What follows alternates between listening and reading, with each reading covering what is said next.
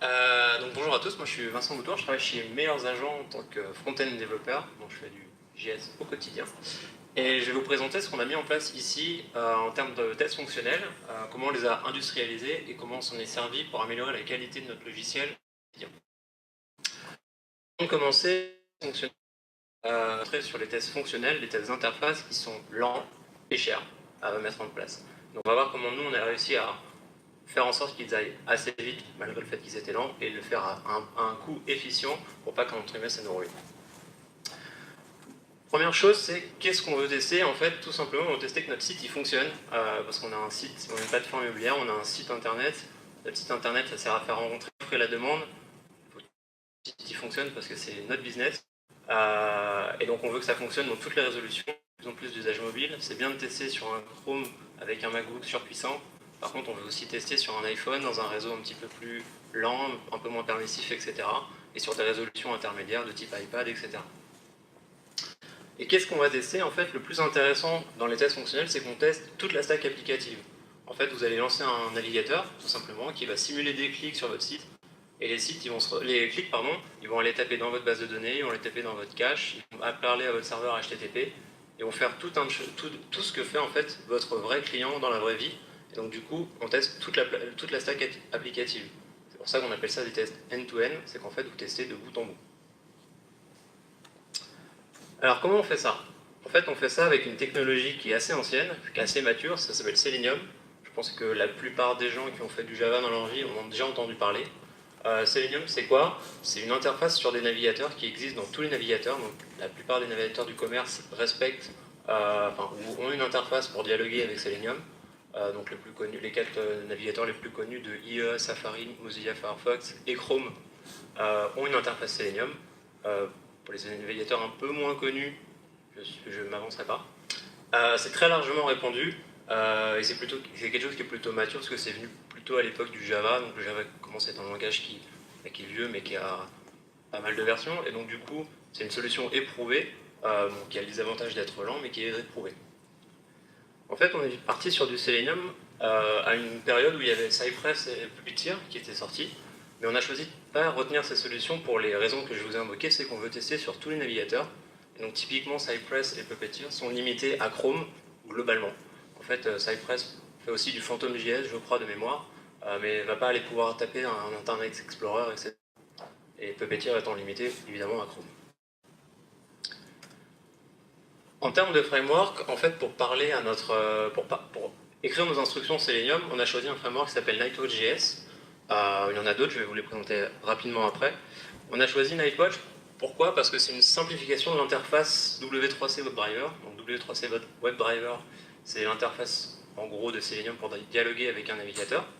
C'est un framework Nightwatch, c'est-à-dire que c'est un peu, tout est fourni avec, la librairie d'assertion, le runner de test, etc. Tout est fourni avec Nightwatch et on voulait économiser du temps lors de la mise en place de nos tests pour éviter d'avoir à cherry-picker et de benchmarker toutes les solutions qui existent.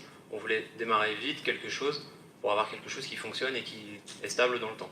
Pas avoir des conflits de version entre les librairies, etc. Et globalement, Nightwatch, c'est assez facile à étendre. C'est aussi ce qui nous a convaincus. C'est que on va avoir des besoins, on le sait, un peu particuliers parce que on va devoir faire des sign-in, sign-up, on va devoir gérer des cas mobiles ou afficher des choses et on peut facilement étendre la librairie pour ajouter nos propres fonctions, notre propre librairie d'insertion.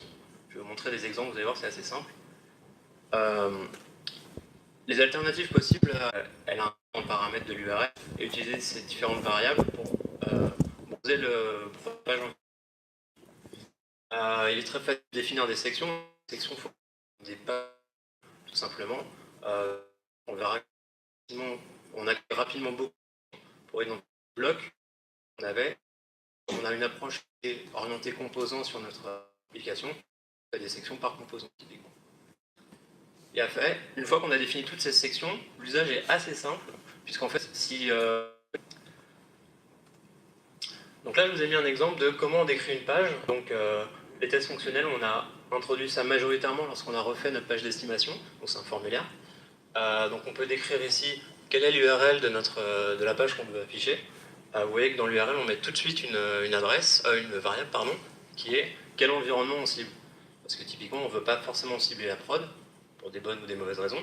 On ne veut pas forcément cibler un environnement dev ou un environnement particulier, on veut pouvoir être flexible sur l'environnement sur lequel on va exécuter nos tests. Ensuite, on va décrire nos éléments. Donc, je vous ai évidemment raccourci un petit peu notre cas de test pour que ça tienne dans la page. Globalement, on a un wrapper autour de notre formulaire, on a un bouton pour submit et on a des champs d'erreur, globalement. On utilise majoritairement des data attributes pour faire nos query selector, puisque les classes vont avoir tendance à évoluer au fil de votre refacto, au fil de la vie de votre application, et je ne dis pas qu'elles ne sont pas stables, mais elles vont vivre en fait, et si vous les faites vivre, vous devez faire vivre vos tests fonctionnels. Alors qu'un data attribute, souvent c'est un marqueur fonctionnel que vous allez mettre sur un élément du DOM, et il est plutôt stable dans le temps. Et enfin en bas, désolé pour ceux qui sont au fond, vous pouvez voir une section. Donc nous, par exemple, notre formulaire est à étapes. La première section que vous voyez, c'est la section de l'adresse. Et on retrouve la même notation avec des éléments. Le premier élément de la page adresse étant le code postal. Ensuite, une fois qu'on a défini cette page, donc le fichier se retrouve dans page estimaform. Là, j'ai un pointeur laser. En fait, on va pouvoir utiliser le nom page estimaform directement ici. Et en fait, il va être accessible sans que vous ayez rien à faire. Vous n'avez pas à lister vos fichiers à un endroit en disant charge-moi ces fichiers-là, etc. C'est automatique. En fait, ça, c'est un test tout simple qu'on a fait. On retrouve la notation qu'on a sur la plupart des frameworks, à savoir un before each, un after. Vous avez aussi le after each et le before. Pour le coup, ils ne nous servent pas. Systématiquement, en fait, avant chacun de nos tests, on va faire un maximize Windows. Parce qu'on demande une résolution navigateur en fonction du navigateur que vous allez demander et de là où vous allez le demander. En fait, des fois, le navigateur il s'ouvre, mais il ne prend pas tout l'espace disponible. On va supprimer les cookies, parce qu'on veut s'éviter des choses bizarres avec les cookies. Typiquement, la création ou un cookie qui est défini et qui nous altère notre cas de test. Et le change dispatcher, c'est une fonction qu'on a créée et qui nous permet de changer un cookie à la volée. On fait beaucoup d'A/B tests chez nous, beaucoup de version A, version B en prod. Tout ça, c'est piloté par un cookie session que vous avez quand vous arrivez sur notre site.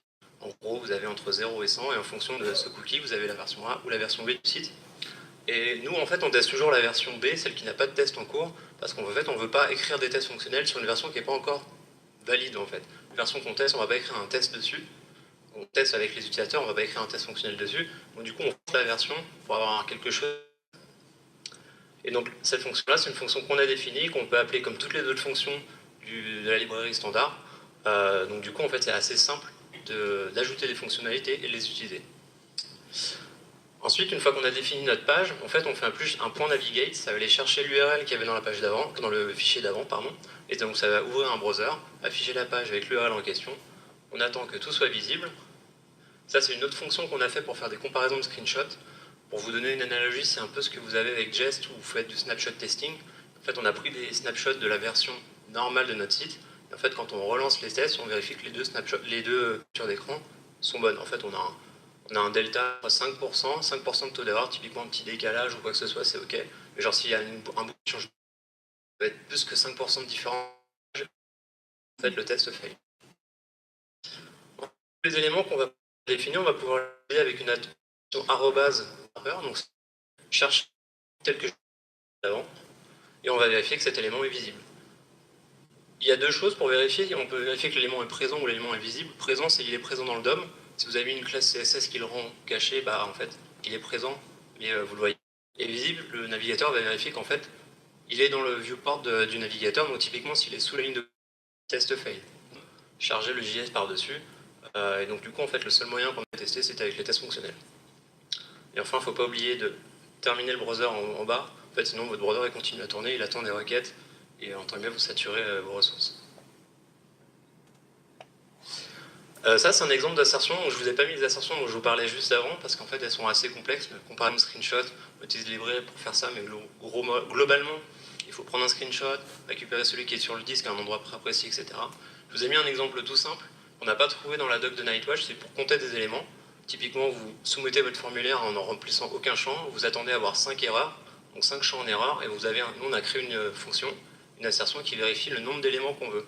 Donc, on définit notre sélecteur ici, donc ce qu'on avait vu avant, notre fil d'erreur, on définit le nombre de fois on veut le voir, et en fait cette fonction-là, ce pattern-là va aller regarder automatiquement le nombre d'éléments, comparer le nombre d'éléments qu'elle a trouvé avec le nombre d'éléments qu'on attend, et fournir le petit message qui va bien en cas d'erreur. Ou en cas de succès, il sera rouge. En cas de succès, il sera vert, pardon.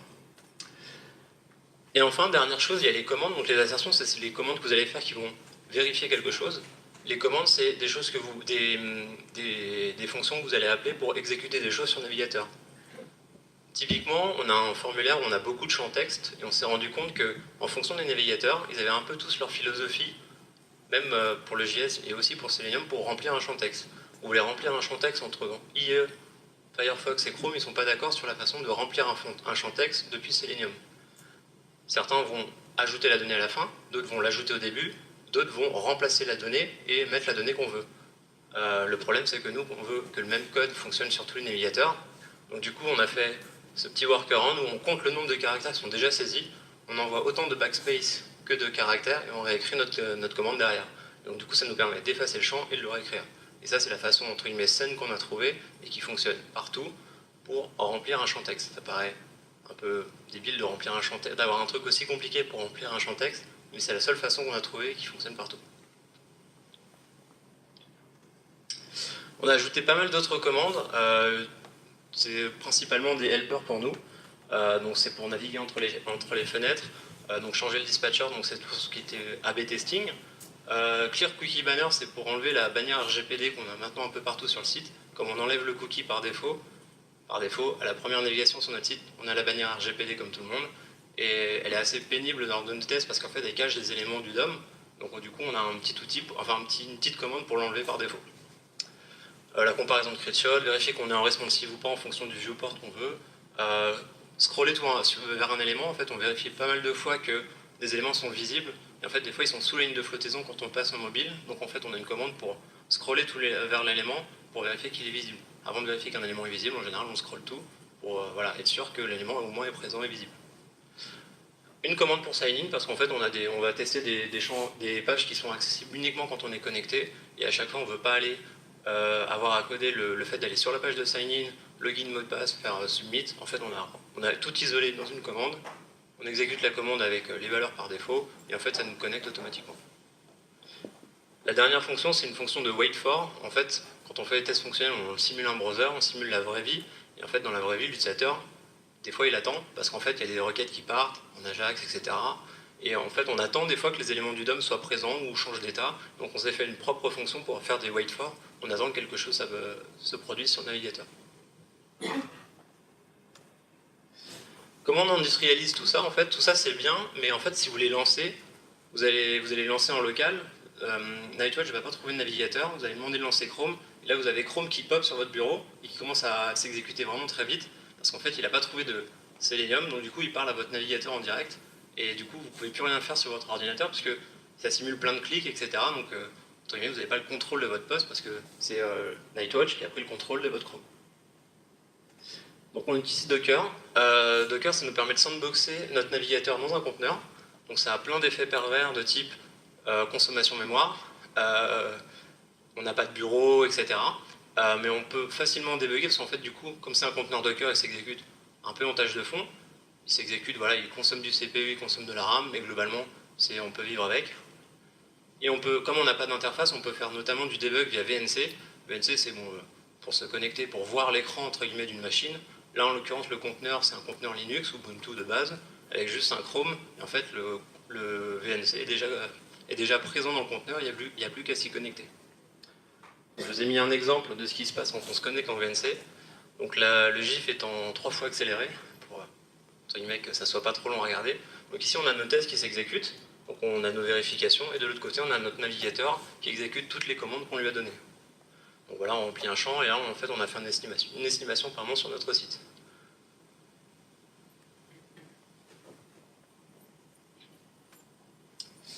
Voilà, donc globalement, ça permet de tester en tâche de fond, et ça permet de tester un peu toutes les tailles d'écran, toutes les résolutions d'écran. Vous pouvez dire à Chrome de démarrer en mode responsive, et il va vous démarrer en iPhone, enfin comme vous faites avec la console de debug, pour dire voilà, je veux de l'iPhone, je veux de l'Android, etc. Attention à cette chose, enfin à cette fonctionnalité, les conteneurs Docker font pas toujours exactement la même chose sur cette fonctionnalité. Nous, on a la version de Selenium qui est la 3.7 qui fonctionne. De temps en temps, on vérifie que la version récente fonctionne, mais la 3.8 ne répondait pas à notre besoin, etc. Donc régulièrement, on vérifie si la nouvelle version fonctionne, mais sinon, on reste sur la version qu'on a trouvée et qui fonctionnait. Donc il y a plein de petites choses à savoir comme ça quand on exécute un navigateur dans un conteneur Docker. Et pour s'éviter tous les problèmes du monde, on a choisi de se tourner vers la solution BrowserStack. BrowserStack, pour ceux qui ne connaissent pas, c'est grosso modo une ferme de navigateurs qui sont requêtables via Selenium. Ils ont un concurrent notable, c'est Sauce Labs. Globalement, vous avez plein de navigateurs qui sont disponibles dans le cloud. Vous allez les appeler, ils vont faire vos requêtes plutôt que d'avoir des conteneurs Docker en local. Ils vont avoir de l'iPad, de l'iPhone, mais du vrai device, des Samsung, etc. Donc vous allez pouvoir plus facilement tester un large panel de navigateurs plutôt qu'en local. Typiquement, nous, on est tous sur macOS ici. Personne n'a d'ordinateur avec un Internet Explorer. On n'a pas envie de faire des VM, etc. Donc globalement, quand on veut tester sur un Internet Explorer, on ouvre BrowserStack. La fonctionnalité qui nous a le plus convaincu sur BrowserStack par rapport à Sauce Labs, c'est ce qu'on appelle le local testing. On a pas mal de nos environnements qui ne sont pas disponibles sur Internet. Donc pour un navigateur qui est disponible sur le cloud, c'est compliqué d'aller appeler un site qui n'est pas disponible sur Internet. Donc typiquement, on a des firewalls, etc. Et le local testing permet de router tout le trafic que le navigateur pourrait avoir par l'élément de réseau qui tourne, par la machine qui lance vos tests. En fait, ça ouvre un navigateur sur le cloud et toutes les requêtes que le navigateur pourrait avoir, c'est comme si c'est votre serveur de test qui nous envoyait. Donc vous vous assurez que votre serveur de test il est dans le bon réseau et qu'il a les bons accès. Et du coup, en fait, vous avez un navigateur cloud qui appelle des éléments qui sont privés sur votre réseau. Et donc ça c'est ce qui nous a convaincu d'utiliser cette solution, parce qu'on ne voulait pas ouvrir nos API et certains sites sur Internet. Toujours sur la notion de debug, en fait, comme les tests fonctionnels, on le verra à la fin, sont assez instables. BrowserStack fournit un replay vidéo de chaque test, ce qui permet de voir ce qui s'est passé quand ça s'est mal passé, et globalement ça vous permet de gagner énormément de temps plutôt que de relancer, voir la console, etc. L'industrialisation, on l'a faite en partenariat avec nos ops, puisque en fait tout ça c'est bien, ça tourne unitairement, mais quand on veut tester plusieurs navigateurs en parallèle, on se confronte à la parallélisation des jobs, etc. Et donc du coup on a utilisé toutes les fonctionnalités de Jenkins, les dernières fonctionnalités de Jenkins, à savoir les pipelines et la connexion avec GCP. GCP c'est le cloud de Google, l'équivalent d'AWS. On a une approche où on découpe nos tests par fonctionnalité. Typiquement, on a 3 chemins critiques sur notre site. Ça représente 3 tests qu'on a réalisés. Mais on a une approche aussi par durée d'exécution.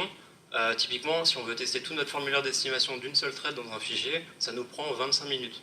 Ce qui est très long, et on n'a pas envie d'attendre 25 minutes pour valider pour attendre d'aller en production. Du coup, on l'a découpé en petits fichiers qui mettent entre 5 et 10 minutes à s'exécuter. Et comme on bénéficie du parallélisme, au maximum, ça met 8 minutes. Donc 8 minutes versus 25, on a vite fait notre choix. Par exemple, voilà, notre formulaire d'estimation est découpé en 5. On teste quelques pans de l'application. À chaque fois, on essaie de regrouper pour avoir des tests un peu plus logiques. On n'a pas fait des découpages, genre voilà, ça fait 5 minutes, on coupe. On essaie de regrouper les tests par les tests qui avaient l'air logiques. On teste par exemple tous les champs à vide dans un des fichiers. On teste les cas de succès dans un autre. On teste les cas un peu exotiques dans un autre fichier, etc. Donc voilà comment ça se passe. En fait, on profite au maximum du fait d'avoir du cloud chez Google. À chaque fois qu'on va lancer un test, on va popper une machine chez GCP dans laquelle on va faire tourner un Chrome dans un conteneur, un node qui va faire tourner Nitro.js dans un conteneur. Tout est isolé. Si un test fail, le test d'à côté continue à s'exécuter. Tout va bien. Et en fait, tout ça, ça va appeler un serveur de staging chez nous, majoritairement de staging, qui lui est frais et dispo en général pour répondre à la montagne de requêtes qu'il va recevoir. La magie de Jenkins, c'est aussi que en fait, ça nous pop une machine, puis quand ça finit, en fait, il détruit tout. Et du coup, on évite de laisser tourner des choses qui nous coûtent cher, parce qu'on n'en a pas besoin tout le temps. En fait, on fait runner tous les tests toutes les heures. Et sinon, en fait, ils ne tournent pas, ou on peut les faire tourner à la demande. Et en fait, on ne va pas laisser une machine tourner pendant 1 heure si on n'a besoin que pendant 8 minutes. Donc ça, c'est un exemple de ce à quoi ça ressemble dans Jenkins. Donc vous avez à chaque fois un run. En horizontal, vous avez tous les tests qu'on run. Donc ça ne tenait pas dans la page, on en a une vingtaine. Et quand on a un test qui fail, voilà, on a un gros carré rouge. Donc typiquement, là, c'était un moment où la machine n'était pas très en forme. Elle a mis 22 minutes à comprendre que ça ne marchait pas. Donc on a pas mal de retry sur les tests fonctionnels. Et donc du coup, le matin, quand tout va bien, voilà, ça met au maximum 8 minutes. Alors, qu'est-ce qu'on y gagne à faire tout ça? On y gagne plein de choses, notamment on détecte la régression beaucoup plus tôt. On a mis ça en place sur notre formulaire d'estimation. Notre formulaire d'estimation était assez complexe, il y a beaucoup de cas. à gérer. On estime des maisons, on estime des appartements. En fonction de votre localisation géographique, on va vous poser ou non quelques questions. Et donc ça nous permet de détecter des régressions beaucoup plus tôt. On a pas mal itéré sur ce formulaire, on a fait pas mal d'A/B testing.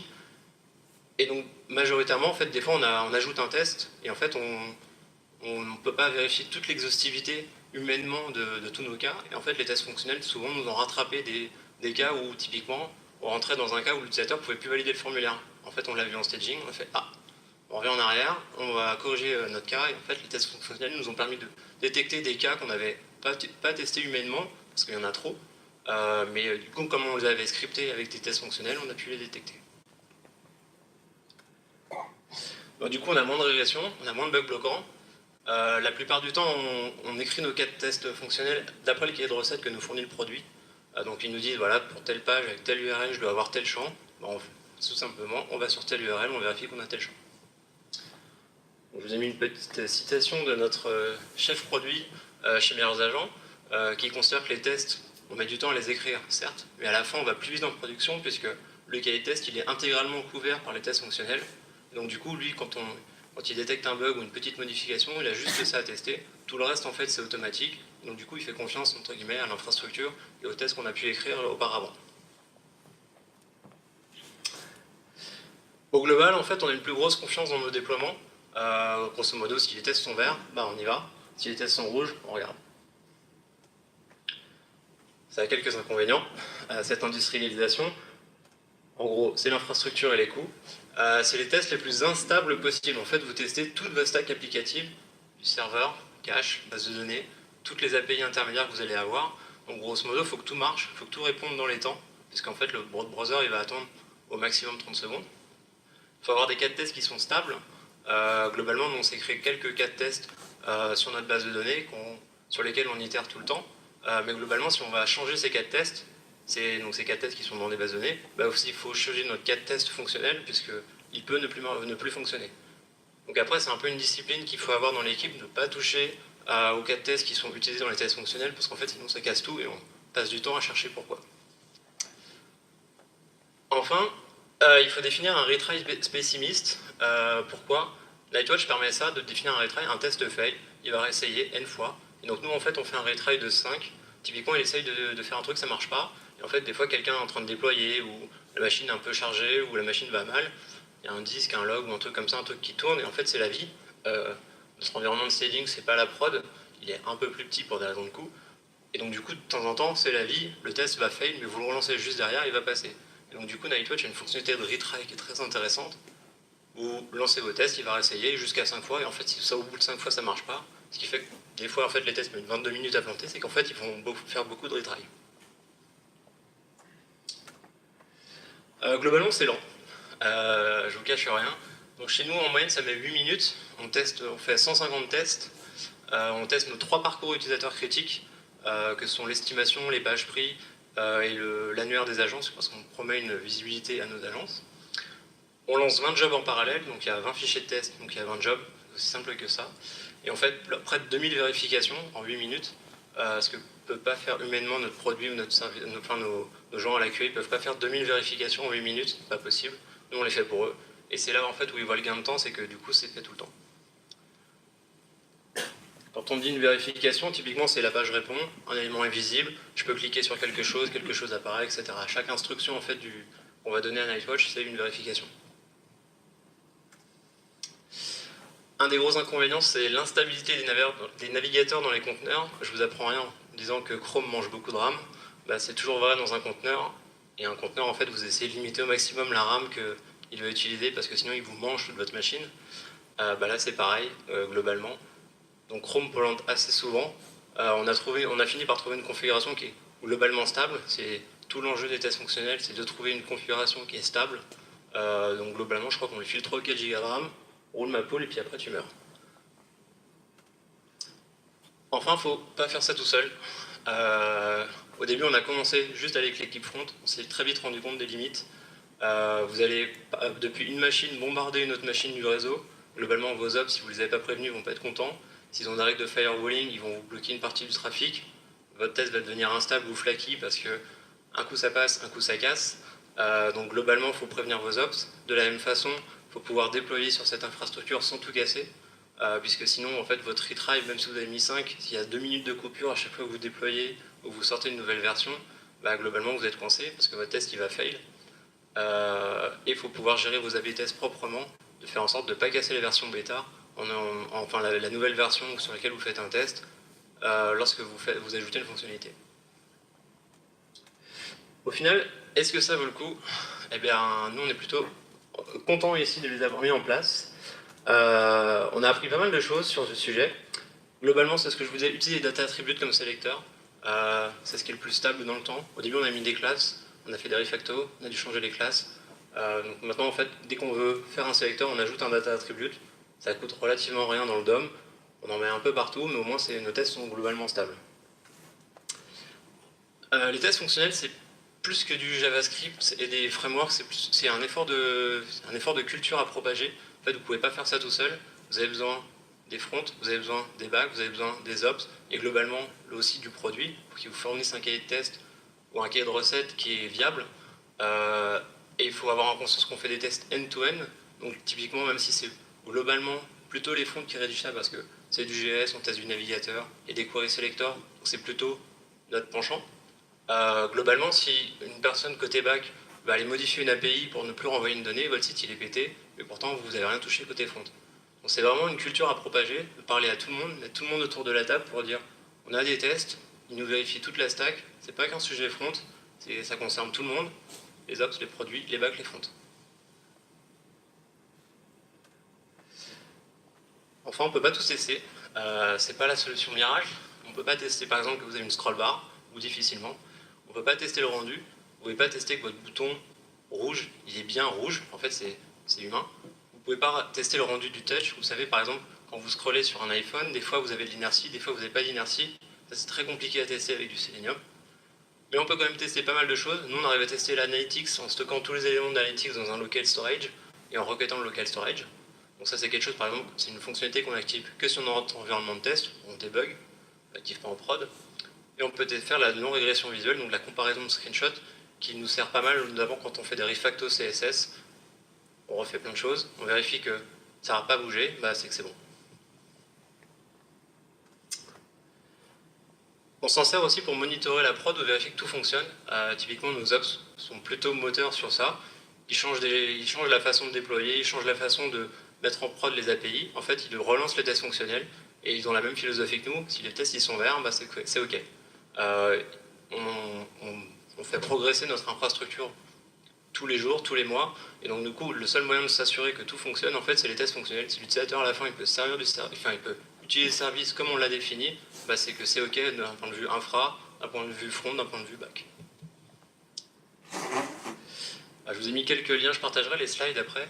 Je vous ai mis quelques liens qui m'ont servi notamment à faire ces slides, mais aussi qui m'ont servi tout au long à mettre en place toute cette industrialisation. Notamment la connexion Jenkins GCP, où là pour le coup j'ai laissé notre équipe Ops faire, parce que ça requiert des compétences qui me dépassent. Voilà, je vous remercie. Est-ce que vous avez des questions ?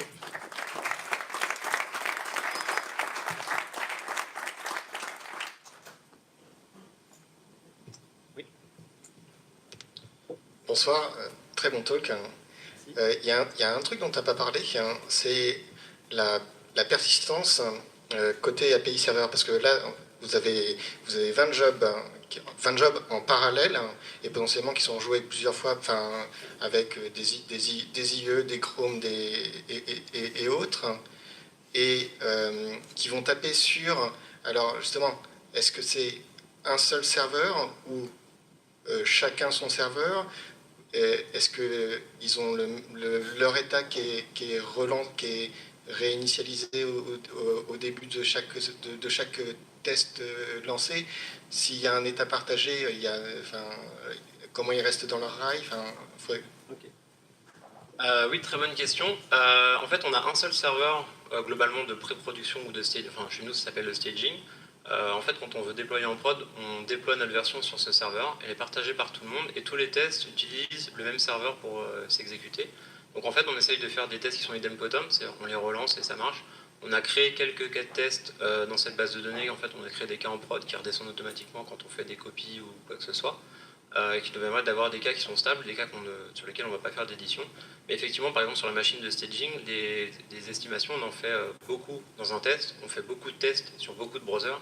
Donc en fait, la machine de staging, elle a énormément d'estimations qui sont faites, mais en fait, c'est pas grave. Quand on veut créer un cas et le faire vivre, on le crée via les tests fonctionnels, on le fait vivre via les tests fonctionnels.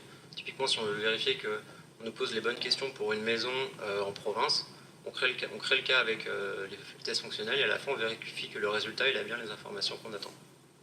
Donc en fait on ne charge pas de données avant, sauf quand on veut tester vraiment des valeurs où là en fait on joue avec le before each, où on va faire un curl ou une requête Axios pour aller créer à la main sur l'API l'information qui nous intéresse.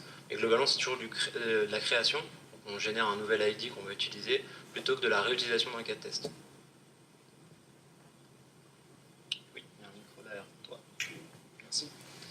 Du coup, j'ai une question pour on va dire le futur. Si vous deviez repartir sur un choix de technologie pour des tests fonctionnels demain, en 2019, est-ce que vous repartirez sur Selenium? Oui. Ouais. Pour les raisons que j'ai évoquées, c'est qu'en fait, on veut tester du Safari, on veut tester de l'iPhone, parce qu'en fait, on veut pas avoir à les tester manuellement pour nous. Typiquement, on s'est rendu compte qu'on avait des petits soucis sur des iPhone X qu'on ne ciblait pas en test. Et du coup, il y a des cas particuliers pour l'iPhone X où il y a une résolution en largeur, plus large que l'iPad. En fait, nous, notre limite, c'était l'iPad, typiquement. Donc du coup, sur l'iPhone X, il y a des trucs un peu particuliers. Et on aurait du mal à les tester avec du Cypress ou de la Node API, en fait. Et typiquement, on veut aussi pouvoir tester du IE10, IE11, pardon, parce qu'en fait, on n'en a tout simplement pas à dispo, nous, dans l'open space.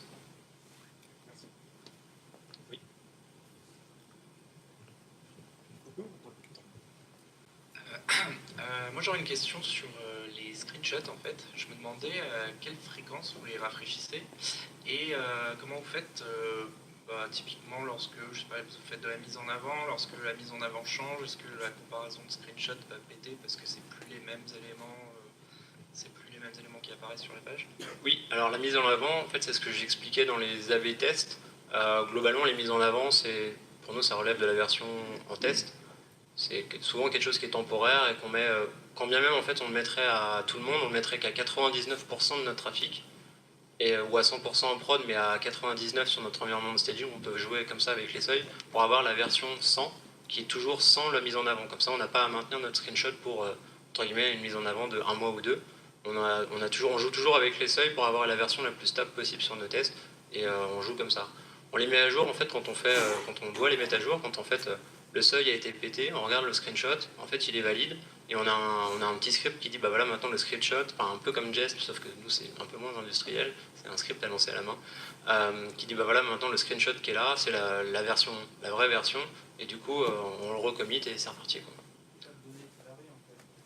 Non, il n'y a pas sur les tests avec des screenshots, donc justement on va essayer d'avoir des données qui sont stables, donc c'est notamment les cas de tests qu'on a créés en production, les cas de tests sur lesquels on ne touche pas, qui du coup ne bougent pas, et ça nous permet de vérifier ça. C'est assez compliqué à mettre en place les comparaisons de screenshots, puisque en fonction de votre OS, de votre navigateur, de la fonte, etc., en fait, des fois vous allez avoir des micro-décalages qui sont assez pénibles, mais une fois que vous avez trouvé le bon screenshot, en fait, après il fonctionne.